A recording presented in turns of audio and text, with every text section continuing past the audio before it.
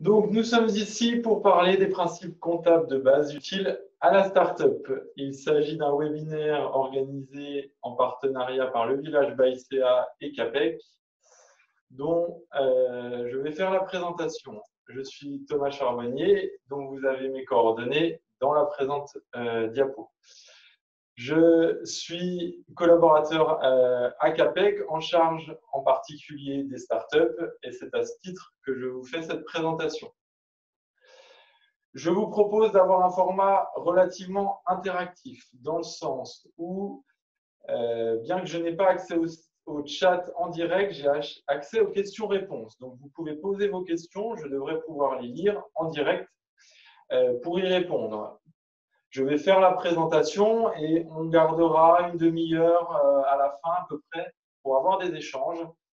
Justement, puisque les principes comptables sont assez complexes, on va dire, je ne vais pas faire un cours de compta complet en 1 heure. Le but, c'est simplement d'aborder quelques éléments, de vous proposer une lecture simple du bilan et du compte de résultat pour qu'à la prochaine présentation des comptes par votre expert comptable, vous ayez quelques clés pour vous dire « Ah oui, on a vu ça, on a vu ça ». Ça peut être intéressant d'analyser comme ça. Il s'agit simplement de quelques clés et ça sera donc avec plaisir qu'à la fin, nous pourrons en échanger.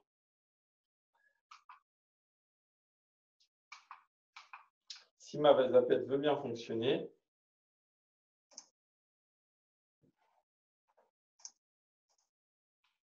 OK. Je n'ai donc aucun accès au chat en direct. Ce que nous allons voir ce matin, un bilan, un compte de résultat, c'est quoi concrètement? De quoi on parle pour ceux qui viennent de créer leur activité? Ils ne savent peut-être encore pas de quoi on parle du tout. Nous allons voir les processus de comptabilisation et des états de sortie. On va prendre un exemple concret ensuite pour le dérouler avec des petits exemples et des cas particuliers sur les différents éléments. On fera donc un focus sur les capitaux propres, sur les dettes financières, sur les investissements, un focus particulier sur les frais de R&D qui intéressent généralement beaucoup les startups, un focus sur les stocks et un focus rapide sur le crédit impôt recherche et le crédit impôt innovation. Le but, comme je vous l'ai précisé, n'est pas d'aller en détail sur tous les sujets, mais simplement d'avoir des clés d'analyse et des clés de compréhension pour vous aider à avancer. On fera, pour finir, un focus sur les points à surveiller et les points à retenir en termes de lecture du compte de résultat et du bilan. En termes de préambule, sur les attendus pédagogiques, donc c'est ce que je vous disais, donner les bases de ce qu'on devra fournir une entreprise sur un plan comptable et connaître les états de sortie. Utiliser la même sémantique, c'est-à-dire qu'on utilise généralement des mots un peu techniques. Je vais essayer de vous les partager pour que tout le monde parle la même langue et tout le monde se comprenne. On fera quelques analyses sur les arbitrages, sur les comptes et les enjeux, c'est-à-dire est-ce qu'à un moment, on peut faire une modification sur les comptes? Quels vont être les impacts? Quelles vont être les conséquences? Nous ne sommes bien sûr pas ici pour faire une analyse de ratio, pour faire une analyse des autres agrégats comptables. Il s'agit d'avoir des bases utiles à la compta. Un bilan, un compte de résultat, c'est quoi? Donc, un bilan, un compte de résultat, c'est avant tout une obligation. On n'a pas le choix, elle est dictée par le Code de commerce et le Code général des impôts. Sans quoi, sans production de comptes annuels et donc d'un bilan et d'un compte de résultat, les sanctions fiscales et pénales lourdes peuvent être impactées. Un bilan, un compte de résultat, c'est avant tout une photo à un instant donné. Une photo à une date de clôture ou lors d'un arrêté de compte intermédiaire. Le but est d'avoir l'image du patrimoine, ça c'est pour le bilan, et l'image de la rentabilité sur une période, en général de 12 mois, pour le compte de résultat. On est donc sur une photo.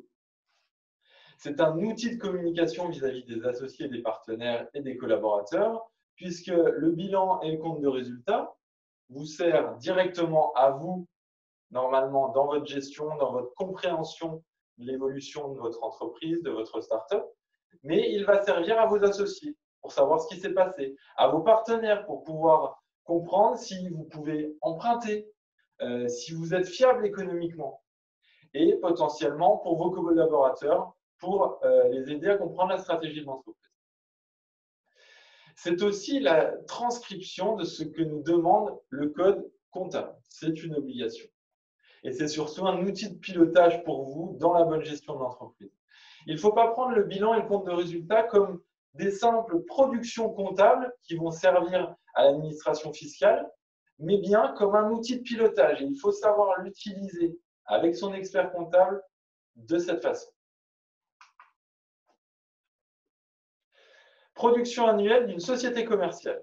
Une société commerciale doit produire des comptes annuels. Les comptes annuels sont réalisés par 3 éléments. Un bilan, on a commencé à le voir, qui récapitule les éléments d'actifs et de passifs existants à la clôture. Le bilan, c'est le patrimoine de l'entreprise.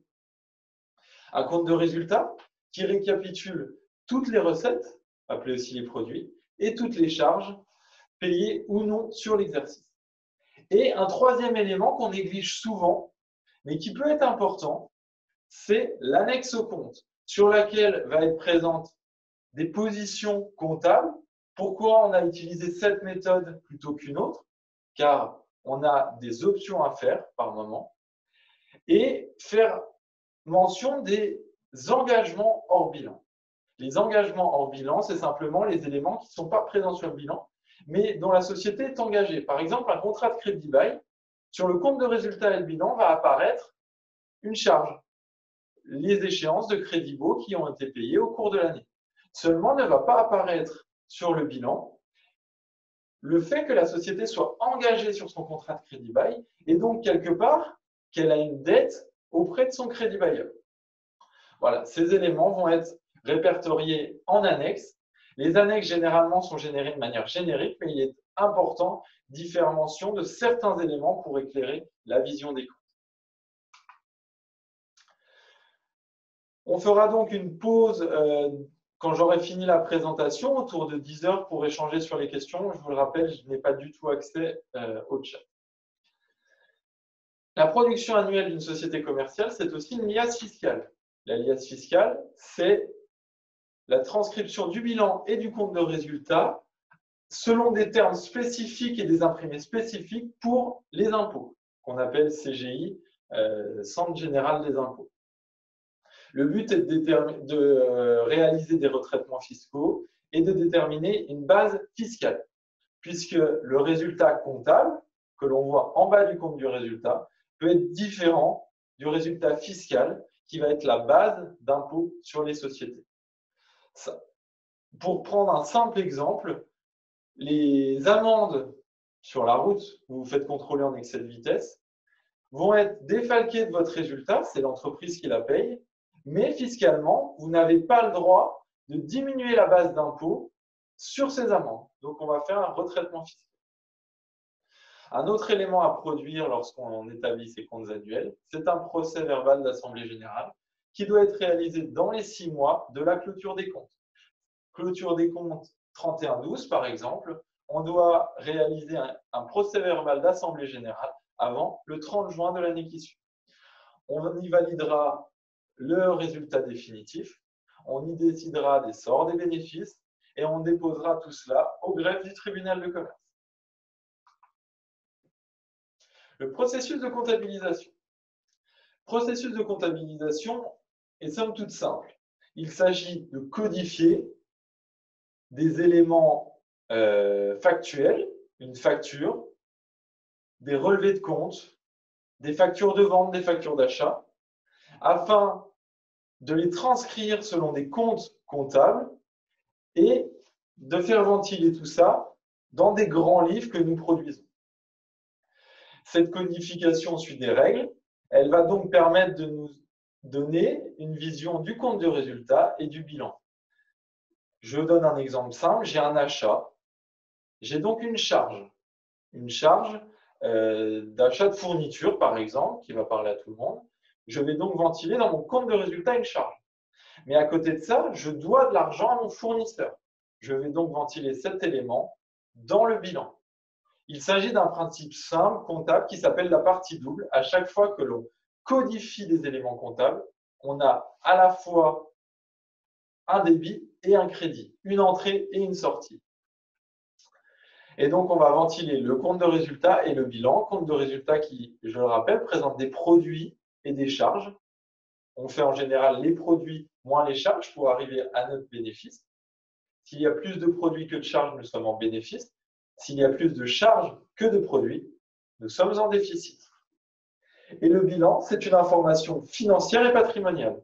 J'ai une créance sur Bidule, c'est-à-dire que Bidule me doit de l'argent, j'ai un actif. On me doit de l'argent. J'ai une dette vis-à-vis de quelqu'un d'autre, c'est un passif, je dois de l'argent. Le passif, c'est ce que l'on doit. Il est généralement sur la partie droite du bilan. L'actif, c'est ce que l'on possède sur la partie gauche du bilan. Ou sur une présentation par page, première page actif, deuxième page passif. Donc, vision patrimoniale, actif, ce que je possède, passif, ce que je dois.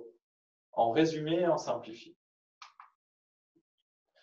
Vous avez ici le détail de ce que présente l'actif et le passif. Dans l'actif, il y a des actifs immobilisés, les investissements. J'ai acheté un ordinateur, par exemple, présent dans l'actif immobilisé. Les actifs d'exploitation, c'est-à-dire ce qui a tendance à bouger au cours de l'année, au cours des exercices. Les stocks, les créances, clients ou autres créances. Et troisième partie, la trésorerie, puisque l'argent que j'ai sur le compte bancaire, c'est ce que je possède. Et donc, en face, le passif. Le passif reprend trois éléments lui également. Les capitaux propres.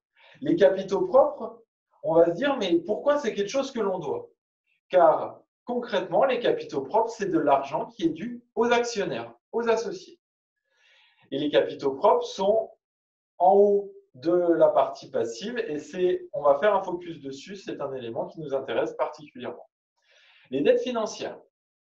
Les dettes financières qui sont généralement les emprunts et les comptes courants, on fera un focus également dessus, et les dettes d'exploitation. Vous avez donc l'actif, je rappelle, ce que l'on possède, et le passif, ce que l'on doit. On utilise des comptes de la classe 1 à 5 pour le bilan. Je ne vais pas rentrer dans le détail. On a une codification avec des numéros de compte pour ces éléments-là. Le compte de résultat, comment il se présente? Le compte de résultat, c'est avant tout des produits d'exploitation et des charges d'exploitation. Les produits d'exploitation, c'est le chiffre d'affaires, les subventions, la production immobilisée, la production stockée. On reviendra sur certaines notions. Les charges d'exploitation, c'est toutes les charges courantes. On va rester simple. Et on arrive donc à un résultat d'exploitation en faisant produit moins charge. C'est donc un résultat d'exploitation. Vous pouvez le voir en dessous, il existe deux autres résultats, même trois autres. Le résultat financier, qui est simplement les éléments financiers en termes de produits et de charges qui apparaissent. Par exemple, des intérêts d'emprunt. Les intérêts d'emprunt sont une charge financière. Je le rappelle, pour bien qu'on comprenne, les remboursements d'emprunt que vous faites tous les mois sont séparés en deux éléments. La partie remboursement de capital et la partie intérêt d'emprunt. Le remboursement de capital n'apparaît jamais sur votre compte de résultat. Attention, seuls les intérêts d'emprunt apparaissent sur le compte de résultat. On a donc ensuite un résultat courant qui est simplement la somme du résultat d'exploitation et du résultat financier. Un résultat exceptionnel qui peut reprendre les éléments qui n'ont aucun lien avec l'activité, qui ne sont pas financiers.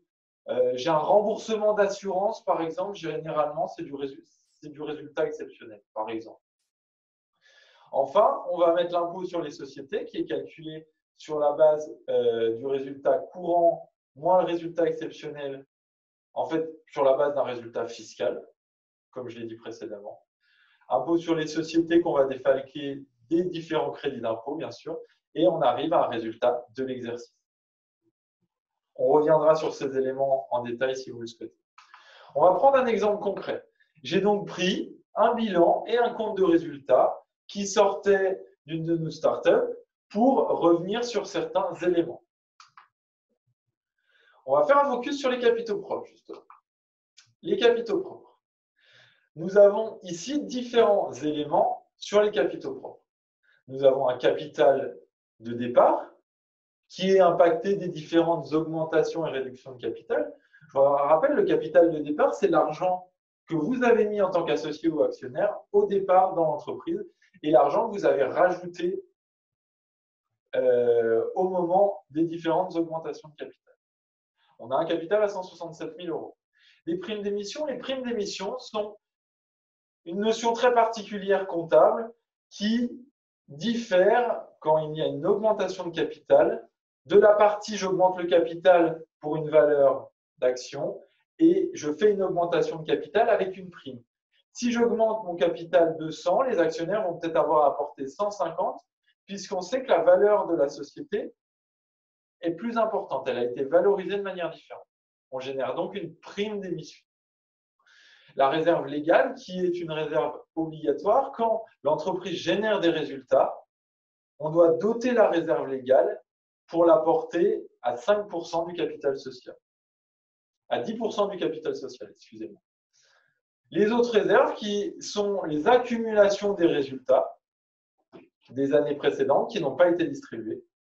Le report à nouveau, qui est l'accumulation généralement des pertes des exercices antérieurs et la perte du dernier exercice.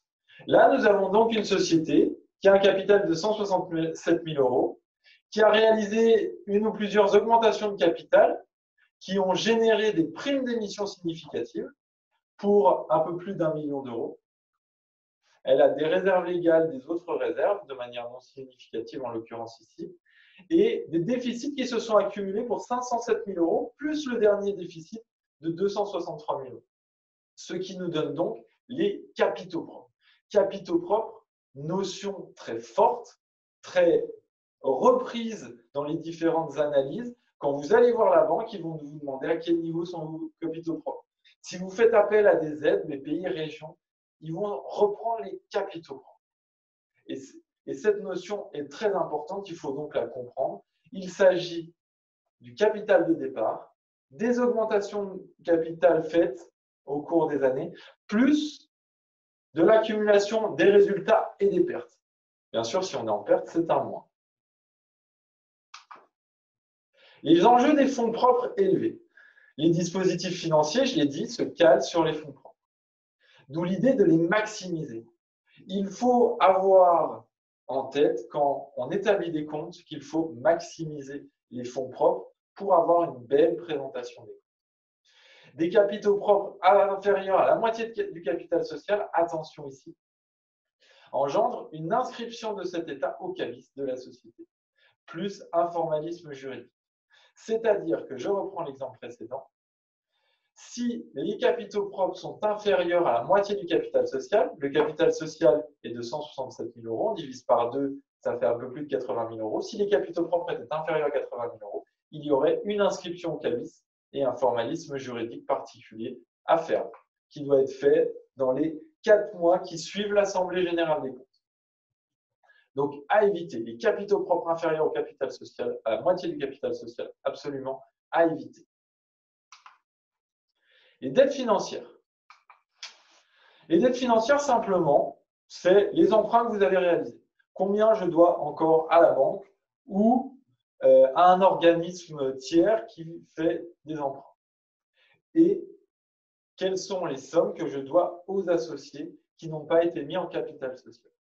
Puisque les associés, vous le savez, peuvent faire une augmentation de capital, ils apportent de l'argent qu'ils incluent au capital, ou apporter de l'argent en compte courant d'associé. Ils prêtent simplement de l'argent à la société, mais sauf clause et contrat particuliers, ils peuvent demander à la société de les rembourser à n'importe quel moment. Nous avons donc ici les dettes financières pour un montant d'1 200 000 ici. Les comptes courants, je l'ai dit, c'est des apports financiers des associés qui peuvent être rémunérés, mais pas forcément.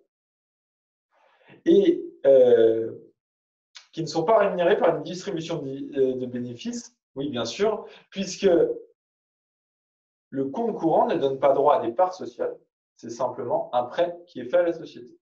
Par contre, le compte courant peut être rémunéré d'intérêts. Même principe que les intérêts bancaires. Les comptes courants sont considérés comme des quasi-fonds propres. Donc, quand vous allez voir la banque, la BPI, la région ou autre, ils vont prendre votre capital social, vos capitaux propres, auxquels ils vont rajouter vos comptes courants pour faire effet de levier. Les comptes courants d'associés ne doivent jamais être débiteurs. Quand on est débiteur, c'est qu'ils ne doivent jamais passer en négatif. C'est-à-dire que c'est la société qui vous doit de l'argent. Vous ne devez jamais devoir de l'argent à la société. La société ne peut pas vous prêter d'argent. Dans ce cas-là, il s'agirait d'un abus de biens sociaux. Concernant les investissements. Les investissements, c'est ce qu'on appelle dans le langage courant les immobilisations. Il s'agit fiscalement des éléments qui valent plus de 500 € de base. Par exemple, une table qui vaut plus de 500 €, un ordi qui vaut plus de 500 €, et qui ont une vocation à être utilisés sur plusieurs exercices. Un ordinateur, vous ne l'achetez pas pour 6 mois. Un ordinateur, vous l'achetez pour 2 ou 3 ans. Alors qu'à contrario, vous payez un loyer pour 1 mois, même s'il vaut plus de 500 €, ce n'est pas un investissement, c'est simplement une charge. Il n'a pas vocation à rester, à être utilisé sur plusieurs mois, plusieurs années, puisque c'est un loyer d'1 mois en particulier. Des stylos, des feuilles, pareil, pas vocation à être utilisé sur plus d'un exercice. Donc, on a ici les actifs, les investissements ou les immobilisations aussi appelés, actifs incorporels, corporels et financiers. En termes de présentation, on présente la valeur brute, c'est-à-dire la valeur d'achat, simplement. J'ai acheté un ordinateur 2 000 €, il sera présent en valeur brute à 2 000 €. Mais on va l'amortir. Et pour cela, je vais passer à la diapo suivante pour vous mettre en évidence deux notions. La notion d'amortissement et la notion de dotation aux amortissements. Les amortissements sont la constatation de la dépréciation théorique des investissements réalisés. J'ai utilisé mon ordinateur, je veux constater une perte de valeur pour son utilisation. Généralement, je constate une perte de valeur sur 3 ans pour un ordinateur, par exemple. Les amortissements correspondent au cumul de ces dépréciations. Les dotations aux amortissements correspondent à la dépréciation d'un seul exercice. C'est-à-dire que je vais faire la première fois que je réalise des amortissements, la première fois que j'achète un ordinateur, mes dotations aux amortissements et mes amortissements vont être identiques. L'année suivante, mes amortissements vont être cumulés alors que la dotation aux amortissements ne prendra qu'un seul exercice. Si je reviens sur la diapo précédente, j'ai ici des bases brutes, mes prix d'achat. J'ai ensuite des amortissements. Mes amortissements sont le cumul de la constatation des dotations aux amortissements de tous les exercices. J'en ressors une valeur nette comptable, c'est-à-dire le brut, le prix d'achat, moins mes amortissements. C'est-à-dire la valeur estimée comptable que votre immobilisation a au moment où on établit les comptes.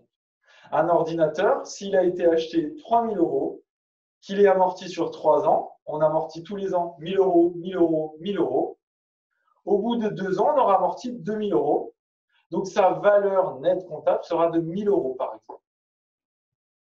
On a ici une présentation de différents éléments d'investissement.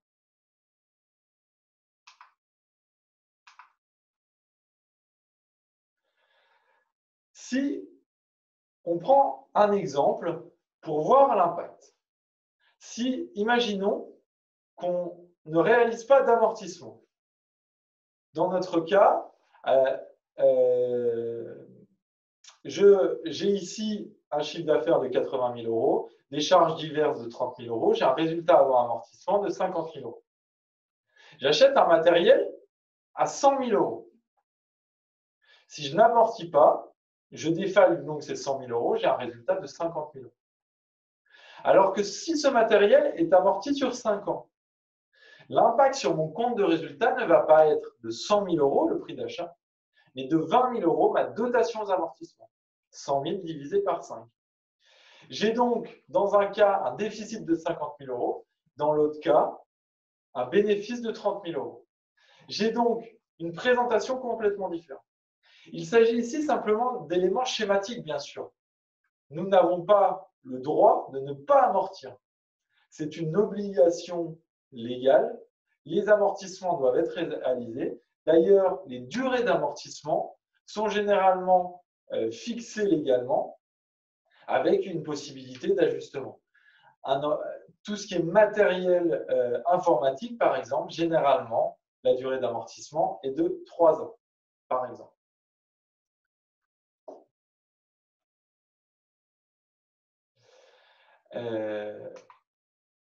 On fera un focus donc ensuite sur la recherche et développement, puisque les frais de recherche et développement peuvent être inscrits en investissement. On va voir de quelle façon. Les frais de recherche et développement.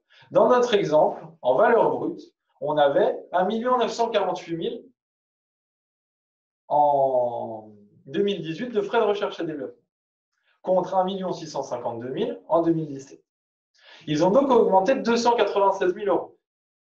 Si je reprends simplement mon exemple précédent, je ne l'avais pas présenté, excusez-moi. On a donc une augmentation de 296 000 euros de frais de recherche et développement. Qu'est-ce que ça veut dire concrètement? Mes investissements en frais de recherche et développement ont augmenté de 296 000 euros. Ça veut dire qu'on a activé, constaté en investissement tous les frais qui correspondent à de la recherche et développement. Ça peut être notamment des achats directs, matériaux, études, sous-traitance, des achats de personnel, chercheurs, techniciens, qui, dans le traitement comptable de base, sont traités en charge. J'achète des matériaux, je les constate en charge, je vais utiliser ces matériaux. J'achète des études, je les constate en charge également. C'est des principes comptables, je constate ces éléments en charge dans le compte de résultat.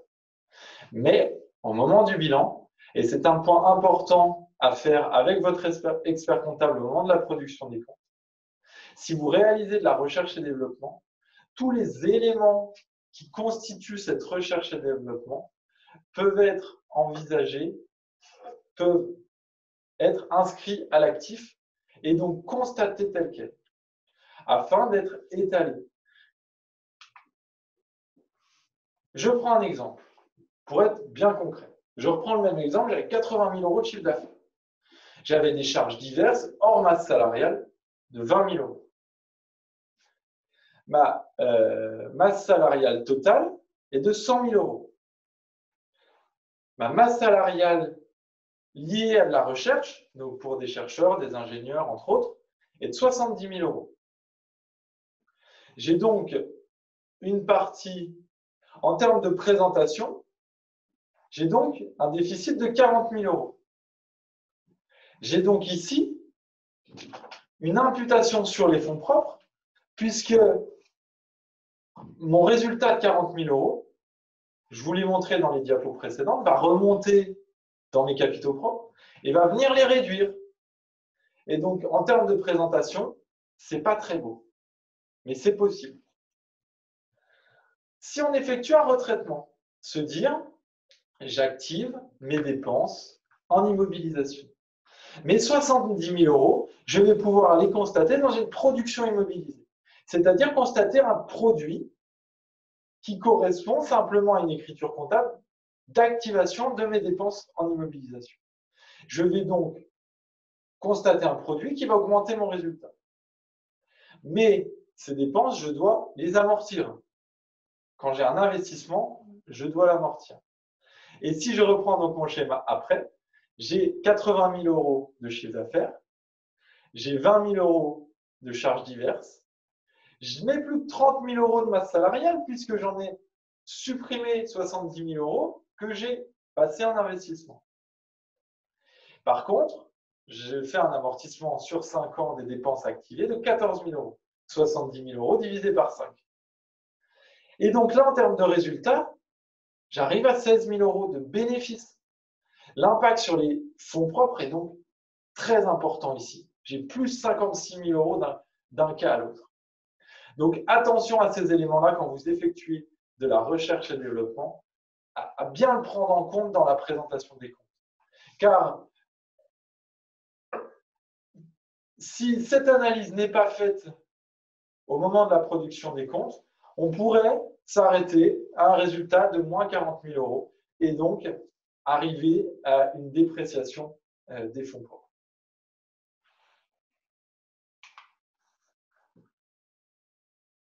Je reviens sur certains éléments. Attention, les frais de recherche fondamentaux, c'est-à-dire qui n'ont pas vocation à un réel développement, mais des frais de recherche initiaux assez vastes. Les chercheurs sauront très bien ce dont on parle. Doivent être constatés forcément en charge. Pas le choix. Les frais de développement et de recherche appliquée sont à immobiliser de préférence, c'est-à-dire que c'est une méthode préférentielle sur 5 ans, à compter de l'utilisation des fruits du programme de R&D. Mais ce n'est pas une obligation. Prudence à 2 niveaux.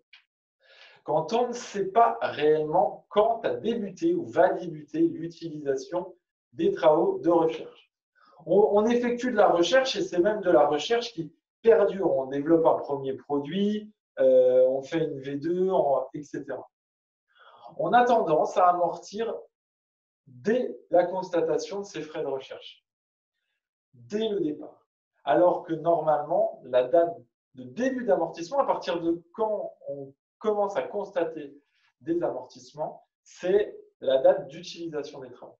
Mais quand on ne peut pas réellement connaître cette date, on décide d'amortir de suite, dès l'activation des dépenses en amortissement par sécurité. Le principe est toujours d'éviter une présentation de faux bilan.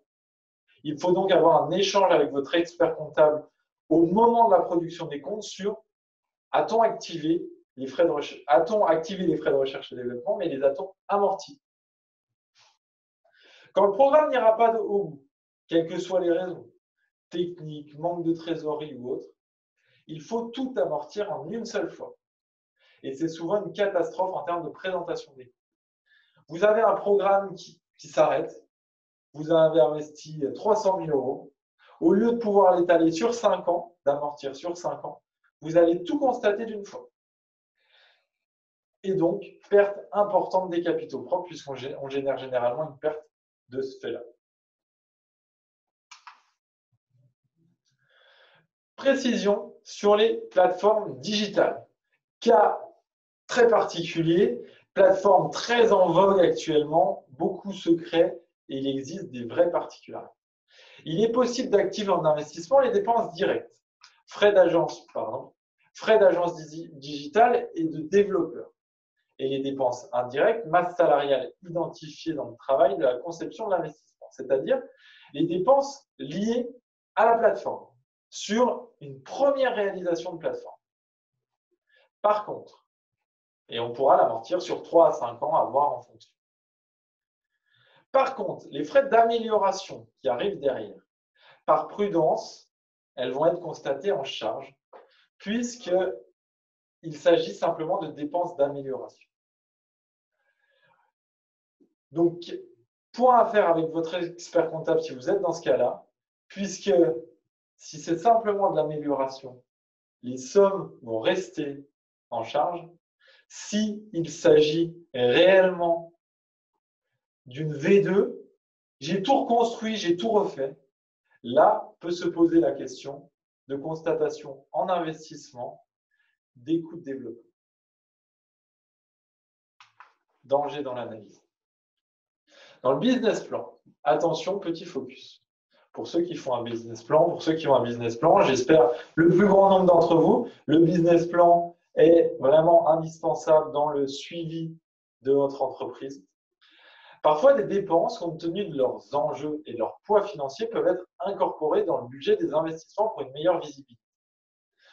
Il s'agit notamment, et pour les clients CAPEC, c'est ce que nous faisons, des dépenses marketing, c'est-à-dire toutes les dépenses de salon, de frais de marketing, d'agences de com, etc. Nous les constatons dans le business plan, dans le prévisionnel, dans les investissements.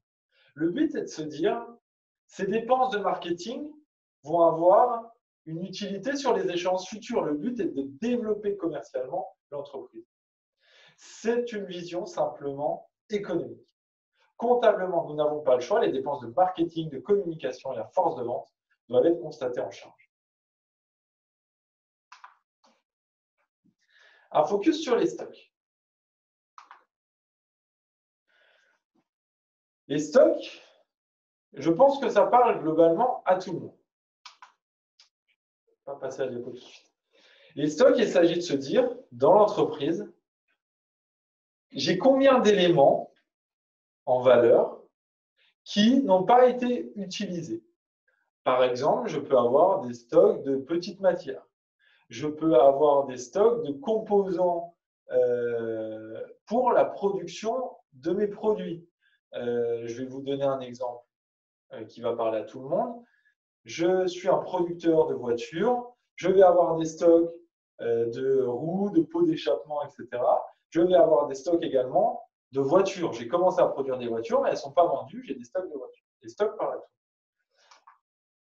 Sur leur traitement comptable, attention. Les stocks de matière sont valorisés à leur coût d'achat.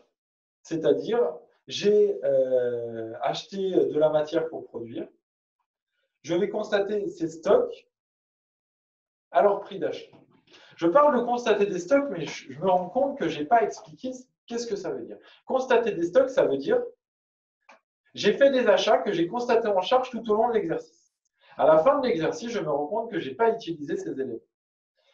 Constater un stock, c'est dire j'annule ma charge et je la passe en stock dans le bilan. Un peu le même principe que l'activation des dépenses de recherche et développement, sauf qu'il n'y a pas d'amortissement ensuite, pour dire ce n'est pas une charge sur mon exercice en fait. J'ai acheté des choses que je vais utiliser les années suivantes. J'ai donc acheté des stocks. Je vais donc annuler ma charge pour avoir une meilleure présentation. Et en termes de valorisation de ces montants, on est en coût d'achat pour les matières premières et en prix de vente pour les produits finis. Je reprends l'exemple de mon garage, mon producteur de voitures. Des pneus, il va les mettre en stock au coût d'achat. Mais par contre, ces véhicules, il va constater des stocks en prix de vente puisque le véhicule est fini. Et donc, dans le cas des produits finis, attention, il y a une vraie évaluation, une vraie analyse à avoir sur ces éléments. Les charges n'ayant pas été consommées dans l'exercice et relatives aux marchandises, par exemple, je fais de l'achat-revente de marchandises, j'achète des biens que je revends dans le même état, que ce soit des marchandises produits finis ou semi-finis, doivent être neutralisées, constatées en stock. Même principe quand on parle de charges constatées d'avance, je fais une annulation de charge. On reviendra sur les questions-réponses si vous avez besoin d'approfondissement. Je pense que vu l'heure, on va avoir le temps d'entrer un peu dans le détail. Sur les stocks, je prends un exemple. J'ai toujours mon chiffre d'affaires à 80 000 euros. J'ai des achats de matières premières de 70 000 euros dans l'exercice. Mais 50 000 euros de ces matières sont non consommées. J'ai des charges diverses pour 50 000 euros. Si je ne constate pas de stock, ma présentation en termes de compte de résultat va être la première colonne de gauche. Je vais avoir moins 40 000 euros de résultats sur l'exercice. Donc, une perte des fonds propres, encore une fois. Après constatation des stocks, si j'ai 50 000 euros de stock, j'ai plus 70 000 euros d'achat de matière, j'en ai 70 000 euros moins 50 000. Donc, en fait, j'ai des charges de 20 000 euros. Et donc, en termes de présentation, 80 moins 20 moins 50, ça nous donne plus 10. Je génère donc ici un bénéfice. du fait de la constatation des stocks. Donc, on est d'accord quand on a des petits stocks de matière à 500, 1000 euros, on peut se poser la question, est-ce qu'on constate? Quand on commence à avoir 3 000, 5 000, 10 000 ou plus, 50 000 dans l'exemple, pas de question se pose, les stocks doivent être constatés. Un inventaire précis doit donc être fait à la date de clôture. Et une méthode d'évaluation et de suivi des stocks, des produits finis notamment, doit être fait pour déterminer le coût de revient. Focus sur le crédit d'impôt recherche et le crédit d'impôt innovation.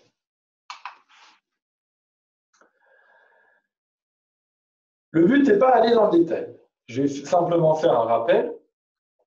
Le crédit d'impôt recherche est un crédit d'impôt de 30% basé sur des frais de recherche dont il est conseillé, avant sa mise en œuvre, de faire ce que l'on appelle un rescrit fiscal, c'est-à-dire une demande auprès des impôts pour dire suis-je ou non éligible au crédit d'impôt recherche. Crédit d'impôt de 30% pour la recherche. Innovation, crédit d'impôt de 20% pour les frais d'innovation. Je ne rentre pas dans le détail, je vous laisse vous rapprocher de votre expert comptable pour la qualification recherche-innovation si besoin. Et je suis à disposition par la suite pour des questions si vous voulez y revenir, ou par mail, vous aurez mon adresse mail si besoin. Ce crédit d'impôt recherche, il s'agit d'un crédit. Comptablement, qu'est-ce qu'il devient? Il est comptabilisé en moins, donc chiffre négatif, sur la ligne impôt société, en bas du compte de résultat. C'est donc une présentation un peu bizarre. On a un crédit dans la tête de tout le monde, c'est un produit, on gagne de l'argent quelque part. Eh bien non. Pour les impôts, il s'agit d'une annulation d'impôt. Et si le crédit d'impôt est supérieur à l'impôt sur les sociétés, il s'agit d'un remboursement. Et donc, en termes de présentation, on est en bas du compte de résultat sur la ligne impôt sur les sociétés. Il y a quelques années, nous pouvions le constater, comme je le disais, en subvention. C'était beaucoup mieux en termes de présentation. On améliorait le visuel, ce qui était logique. On annule les charges du fait d'un crédit d'impôt. Mais non, on ne peut plus. Il est constaté en moins sur la ligne impôt sur les sociétés.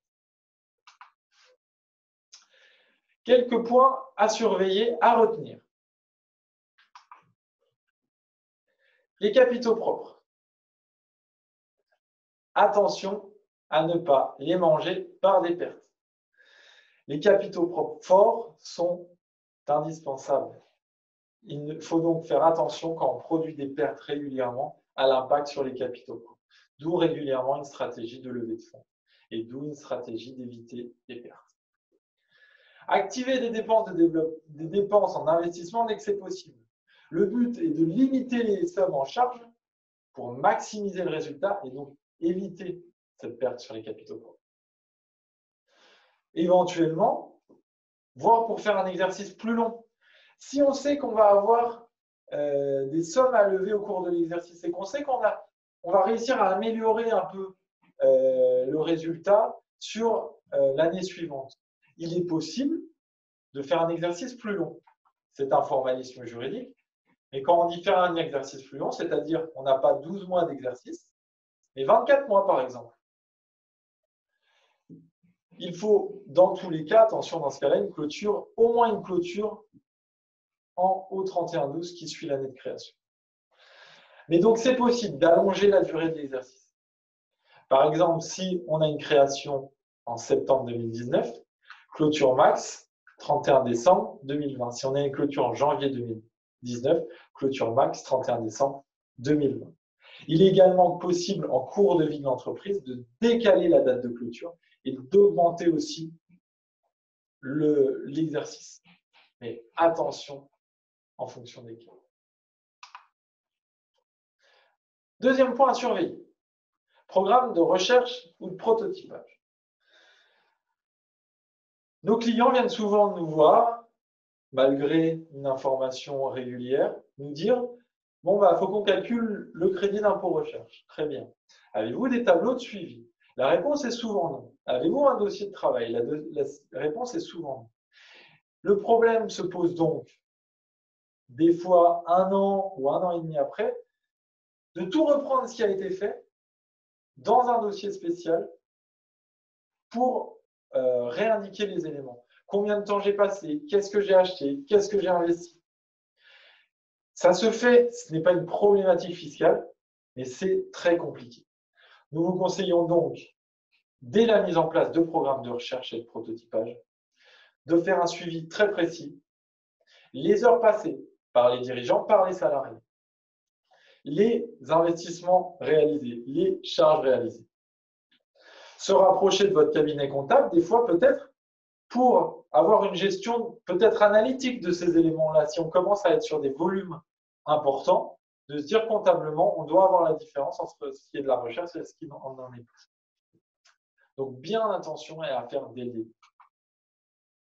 Les points à surveiller et à retenir sur les stocks. Anticiper les problématiques de suivi avec votre expert comptable. Ne pas être pris au dépourvu lors de l'établissement des comptes, puisque au moment où on va établir les comptes, 2 mois, 3 mois après la date de clôture, on va vous poser la question, pouvez-vous nous communiquer l'état des stocks? Et là, vous pouvez être pris au dépourvu à vous dire l'état des stocks. Oui. Si vous n'avez rien fait, vous allez être à reprendre a posteriori des éléments que vous aviez à un moment donné. Donc, problématique. Et donc, à anticiper. Vous faites un point au moment de la clôture de vos comptes sur vos stocks. Qu'est-ce que j'ai dans l'entreprise qui a une certaine valeur? À vous rapprocher de votre expert comptable pour un suivi précis. Par souci de bonne présentation des comptes, il faut surveiller certains points. Pardon.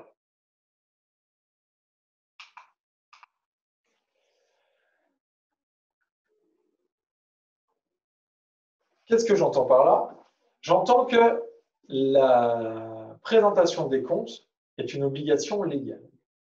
Il ne faut donc pas produire des faux bilans qui vous fait encourir un risque pénal.